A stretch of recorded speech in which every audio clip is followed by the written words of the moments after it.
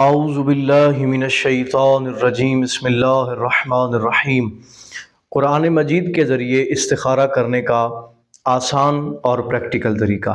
مومنین، آج آپ کی خدمت میں قرآن مجید کے ذریعے استخارہ کرنے کا طریقہ لے کر آئے ہیں کہ جو طریقہ حضرت رسول خدا نے تعلیم فرمایا ہے۔ گزشتہ ویڈیو کے اندر ہم نے تسبیح کے ذریعے استخارے کا طریقہ آپ کی خدمت میں عرض کیا تھا۔ نہایت آسان طریقہ تھا کہ جو امام زمانہ علیہ السلام نے تعلیم فرمایا ہے۔ اگر آپ تسبیح سے استخارہ کرنے کا طریقہ جاننا چاہتے ہیں تو آپ ہماری اس ویڈیو کو لازمی دیکھیں۔ مومنین، آپ کو کسی بھی بڑے بزرگ کے پاس، عالم دین کے پاس جانے کی ضرورت نہیں ہے۔ آپ خود ہی گھر بیٹھے اپنی مرضی سے استخارہ کر سکتے ہیں۔ کسی بھی عالم دین سے بزرگ کے پاس جانے کی ضرورت نہیں ہے۔ نہایت آسان طریقہ ہے جو تسبیح کا طریقہ بتایا تھا، اور آج قرآن مجید کے ذریعے استخارہ کرنے کا آسان اور مختصر طریقہ آپ کو بتانے جا رہے ہیں۔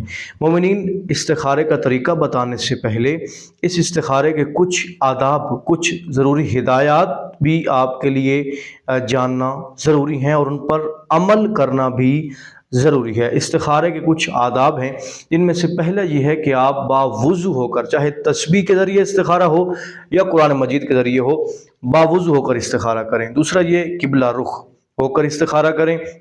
بہتر یہ ہے کہ نماز کے بعد یا مصلی عبادت پر آپ بیٹھ کر استخارہ کریں، لیکن اگر آپ مصلی عبادت سے ہٹ کر بھی کسی جگہ پر بیٹھ کر استخارہ کرتے ہیں تو بھی استخارہ ٹھیک ہے۔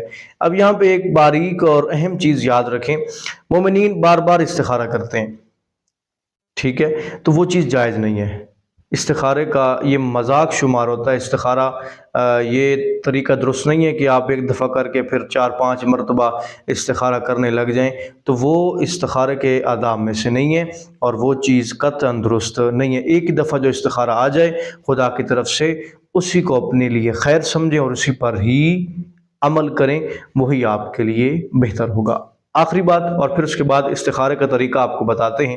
آخری بات یہ کہ ہر چھوٹی سے چھوٹی چیز کے لیے بھی استخارہ نہ کریں، کہ کوئی بھی چھوٹا سا کام ہے آپ اس کے لیے جی قرآن اٹھا کے بیٹھ جائیں، تسبیح اٹھا کے بیٹھ جائیں، تو یہ بھی درست نہیں ہے، یہ بھی جائز نہیں ہے۔ ہاں، استخارہ آخری حل ہے۔ پہلے عقل آپ کی جو کہتی ہے اس پہ فیصلہ کریں، پھر ارد گرد دوست آپ سے مشورہ لیں۔ اگر پھر بھی سمجھ نہیں آ رہی تو پھر قرآن سے مدد لیں یا تسبیح کا استخارہ کریں۔ طریقہ کیا ہے؟ امام زمانہ علیہ السلام نے تسبیح کا طریقہ بتایا، اور قرآن مجید سے جو استخارہ کرنا ہے اور رسول خدا نے یہ تعلیم فرمایا۔ باوضو ہو کر، قبلہ رخ ہو کر آپ نے کرنا کیا ہے؟ جس کام کے لیے بھی آپ استخارہ کرنا چاہتے ہیں، آپ نے اس کام کو ذہن میں رکھنا ہے اور 3 مرتبہ سورہ توحید پڑھنی ہے اور 3 مرتبہ درود پاک کی تلاوت کرنی۔ طریقہ آپ کو بتا رہے ہیں، طریقہ لفظ با لفظ، حرف با حرف آپ ذہن نشین کر لیں۔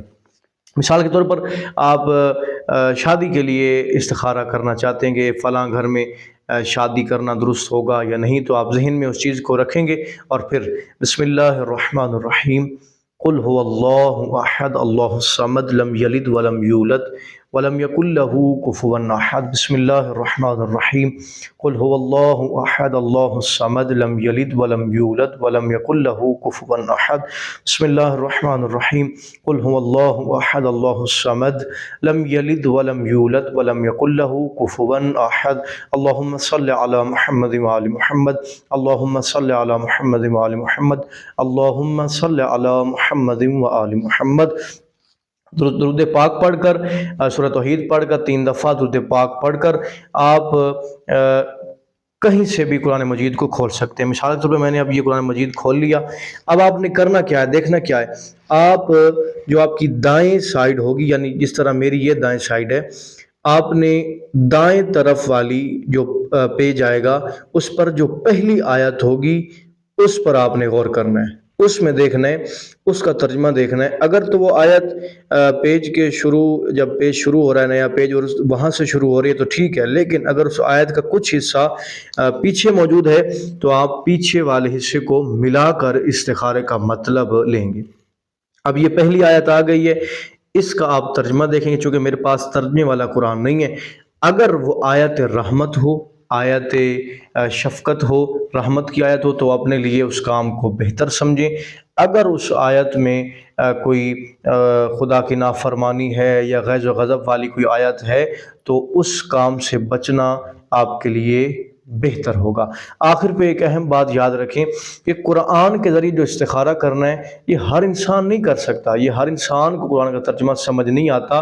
بعض اوقات ایسا ہوتا ہے کہ ترجمہ کچھ اور ہوتا ہے، معنی مفہوم کچھ اور ہوتا ہے، لوگ کچھ اور سمجھ لیتے ہیں۔ تو اس حوالے سے آپ نے دھیان رکھنا ہے قرآن سے استخارہ وہ کرے کہ جو قرآن کے معنی، مفاہیم اور مطالب کو سمجھتا ہو، لیکن اس کے علاوہ تسبیح سے آپ کر سکتے ہیں۔ اگر قرآن سے آپ نے استخارہ کروانا ہے تو کوشش کریں کسی بزرگ، کسی عالم دین اور قرآن کی سمجھ بوجھ رکھنے والے سے قرآن کا استخارہ کروائیں۔ دعا کرتا ہوں کہ پروردگار اس قرآن کے صدقے ہمیں حقیقی معنوں میں علوم اہل بیت سے آراستہ ہونے کی توفیق عطا فرمائے۔